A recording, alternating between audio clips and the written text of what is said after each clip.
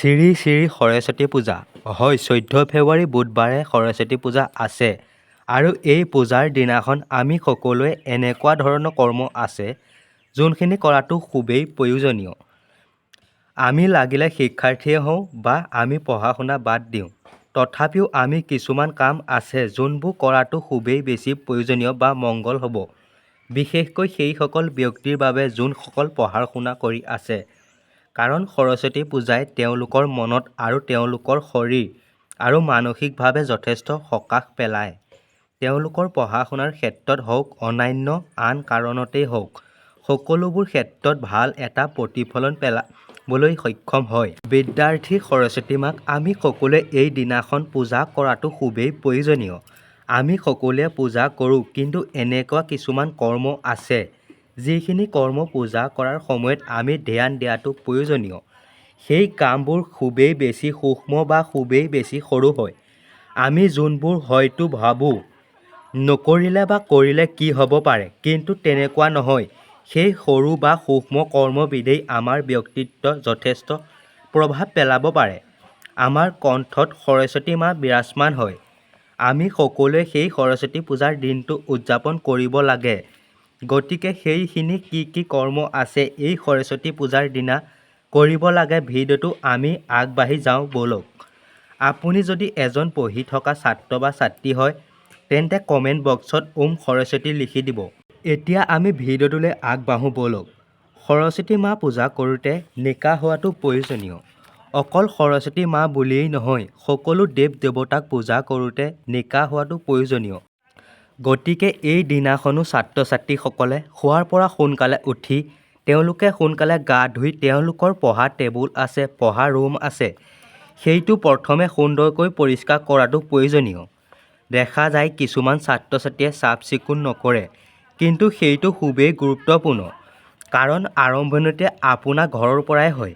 গতিকে আপোনাৰ ৰুমটো, আপোনাৰ পঢ়া টেবুলখন খুব সুন্দৰকৈ চাফ চিকুণ কৰাটো প্ৰয়োজনীয়। আৰু আপুনি পঢ়া টেবুলখনত এগছ মাটি চাকি সৰিয়হৰ তেল দি জ্বলাওক আৰু চাকি গছ জ্বলাওঁতে তলত এখন কলপাত দিব আৰু চাকি গছ জ্বলোৱাৰ পাছত এডাল জুইশলা কাঠি দি দিব।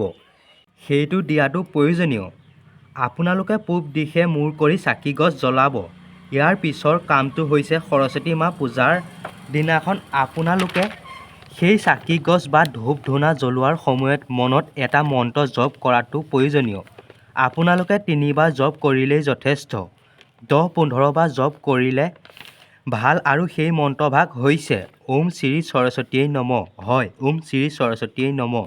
এই মন্ত্ৰভাগ আপুনি জপ কৰিবলৈ নাপাহৰিব।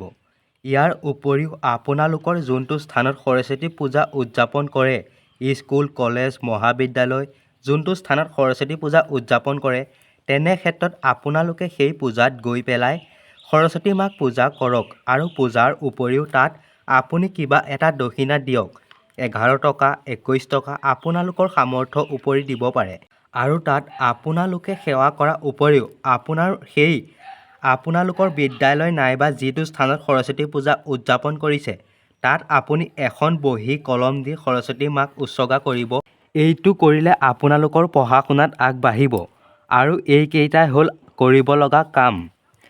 আৰু এটা আপোনালোকৰ কাম আছে যে যি পূজা কৰিব, কৰাৰ আগমুহূৰ্তলৈকে সেৱা নকৰালৈকে কোনো ধৰণৰ খাদ্য গ্ৰহণ নকৰিব।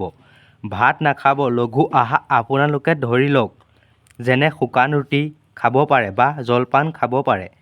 গধুৰ আহাৰ ভাত, মাছ, মাংস এইবিলাক সেই দিনটোত গ্ৰহণ নকৰিব। যদি আপোনালোকে সেই দিনটোত ব্ৰত পালন কৰিব পাৰে, সেই দিনটো বহুতেই ভাল প্ৰতিফলন দেখিবলৈ পাব।